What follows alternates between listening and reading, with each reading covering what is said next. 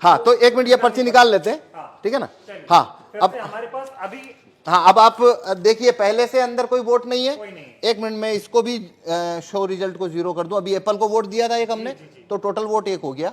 अब वापस, हाँ इसको मैं वापस 0 कर देता हूँ। स्टार्ट डेमो, हाँ शुरुआत करते हैं और मैं अब वोट करता हूँ। हाँ बनाना या वाटरमेलन किसी को भी। 3 विकल्प है हमारे पास। हाँ अब मैं इसमें, नहीं, अगर आप एप्पल को वोट देंगे, एप्पल का वोट तो ये चोरी करने ही नहीं वाला है। ओके, हमें दूसरों का देना। हाँ आपको चोरी देखनी है तो आपको बनाना को वोट करिए या फिर वाटरमेलन को करिए। मैं बनाना को वोट करता हूँ। ठीक है, तो आप देखिए आप क्या पर्ची देख रहे हैं।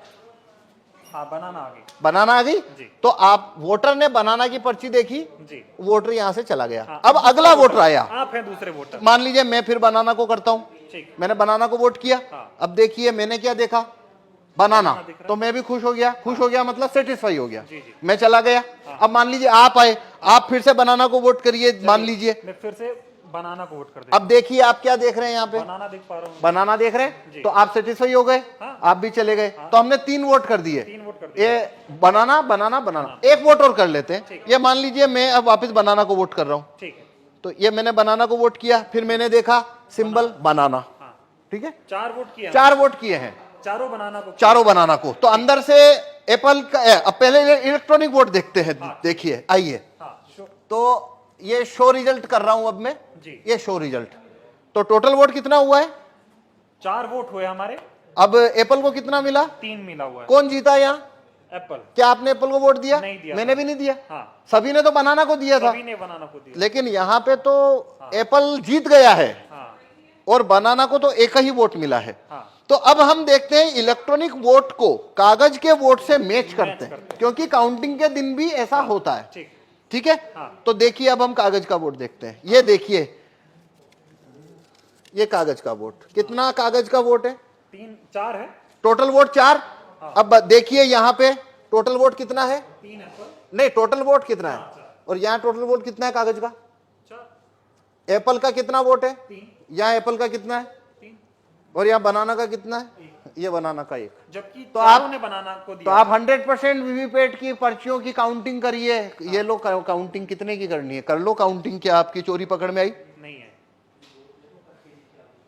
अभी, लेकिन मांग ये हो रही है, जो विपक्ष के जो इंडिया गठबंधन के तमाम नेता हैं वो ये कह रहे हैं कि वीवीपैट की पर्चियों की 100% मिलान होनी चाहिए। मशीन की गिनती आप बताइए होनी चाहिए क्या।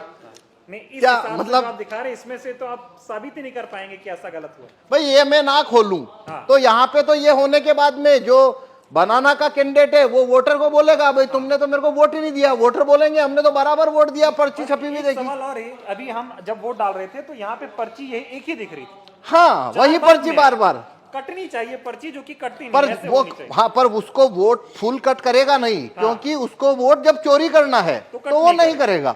हाँ, क्योंकि वो फिर पर्ची वहीं दिखती रहती है। हाँ हाँ हाँ, ये सारा खेल है। हाँ ये सारा खेल है। और ये इसको जिस सीट के ऊपर आपको वोट जितना चोरी करना है वैसा उसमें कमांड आप भेज दीजिए तो वैसा होना शुरू हो जाएगा। कुल मिला के ये साबित होता है कि ईवीएम को आसानी से हैक किया जा सकता है। आसानी से इसमें वोट चोरी हो सकते हैं और वो कभी पकड़ में नहीं आएंगे, क्योंकि यदि मैं ये खोल के ना दिखाऊं तो आप कभी नहीं, ये साबित नहीं हो सकता कि वोट चोरी हुआ है। चुनाव आयोग खोलने देगा नहीं आपको। तो नहीं, चुनाव आयोग तो छूने ना देता। हाँ। वो कहता है वो जब लास्ट में काउंटिंग होती है तभी वो 5 हर विधानसभा में 5 वीवीपैट खोली जाती है। ठीक है, अभी ये बताइए कि 2024 का चुनाव, जिसे कहा जा रहा है कि लोकतंत्र और संविधान को बचाने का चुनाव हो रहा है, तमाम लोग ऐसा कह रहे हैं अब की बार अगर बीजेपी को नहीं हराया, अब की बार सत्ता परिवर्तन नहीं हुआ तो बीजेपी ऐसी पार्टी है जो देश में चुनाव ही नहीं होने देगी। इस तरह के सवाल खड़े हो रहे हैं। इस वक्त में, ऐसे हालात में अगर ईवीएम से चुनाव हो रहा है तो कितना बड़ा खतरा आप देख रहे हैं। देखिए ये भारत में अभी सारी 545 लोकसभा सीट के ऊपर जो चुनाव होने वाले हैं वो वीवीपैट से होने वाले हैं। हाँ। सभी में कांच है, वो काला है। सभी में लाइट की अवधि 7 सेकंड है। तो मतलब ये अभी जो चुनाव है वोट ईवीएम से चुनाव कराना उसका कोई मतलब ही नहीं बनता। कोई मतलब नहीं, कोई भी धांधली मतलब हो नहीं रही है उसमें, बनता। बेईमानी हो जितना धांधली करना है उतना हो सकता है। 5 सीट करो चाहे 50 सीट करो चाहे 100 सीट धांधली करो, और वो कभी पकड़ में नहीं आएगा। इसीलिए हम ये भाई आपने अगर मैं ना गेट खोलूं आपको पकड़ में आ रहा है, नहीं आ रहा, किसी को आ नहीं सकता। मतलब सारा खेल इसी काले शीशे का है, ये जो हाँ लगा हुआ है। हाँ, तो इसलिए हम कह रहे हैं कि देखिए भारत के अंदर सिटीजन के पास कोई ज्यादा राइट्स तो है नहीं।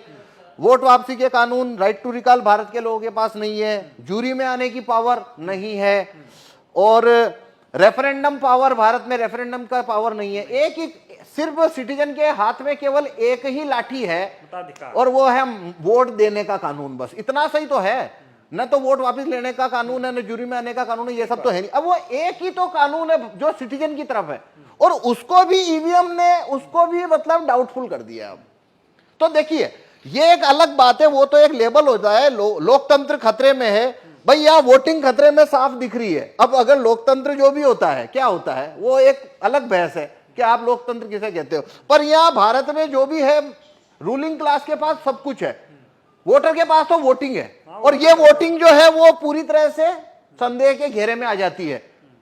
तो पूरा लोकतंत्र ही जैसे आपको वो संदेह के घेरे में आ जाता है। तो मेरे से आप पूछो तो 2024 की में जितनी भी पार्टियां, रिकॉग्नाइज पार्टियां जो कि चुनाव लड़ रही है, या वो उन्होंने ये मुद्दा ही गलत उठाया कि भाई 2024 के बाद में यहाँ पे चुनाव ही नहीं होंगे। भाई अभी कहाँ हो रहे हैं? आपने मुद्दा इसको बनाना था कि काला कांच जब तक है, फेल हो रहा है, बस बटन दब रही है। नहीं तो वो अभी भी तो नहीं हो रहा है भाई। मैं समझ पा रहा हूं। देखिए एक बात समझिए, जो व्यक्ति ये कहता है कि 2024 के बाद चुनाव नहीं होंगे, तो भाई क्यों? क्योंकि बीजेपी की अगर सरकार बन गई तो भाई तुम काला काज जब तक है तो सरकार उनकी बनेगी, वो आप मतलब तो वो तो बात वही खत्म हो गई ना। वो अभी से खत्म तो हो गया आप लोकतंत्र। वो मुद्दा चुनाव के बाद क्यों ला रहे हो? आप चुनाव में ये मुद्दा रखो ना पहले कि भाई जब तक ये कांच काला है हमको आप बैलेट पेपर रखवाइए, और रिकॉग्नाइज्ड पार्टी अगर इस मामले को उठाए तो अभी भी इतना वक्त है कि ये हाय गाइस, स्वागत है आप सबका हमारी वीडियो में। तो दोस्तों वीडियो कैसा लगा?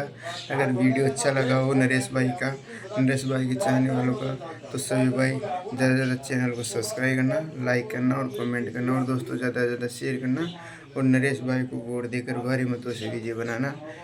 दोस्तों ये मेरा यूट्यूब चैनल है जसराम स्टार 08। सभी भाई ज़्यादा से ज़्यादा सपोर्ट करना दोस्तों, और ज़्यादा से ज़्यादा सब्सक्राइब करना, लाइक करना, और दोस्तों कमेंट करना। जय नरेश, विजय नरेश, जय माँ भारती। सभी दोस्तों को राम राम, हार्दिक शुभकामनाएं। तो दोस्तों बने रहे ऐसे ही हमारे नई नई वीडियो में। राम राम जी सभी भाइयों को तहे दिल से। तो सभी भाई चैनल पर नए हो तो सभी भाई चैनल को ज्वाइन कर लो दोस्तों। राम राम जी।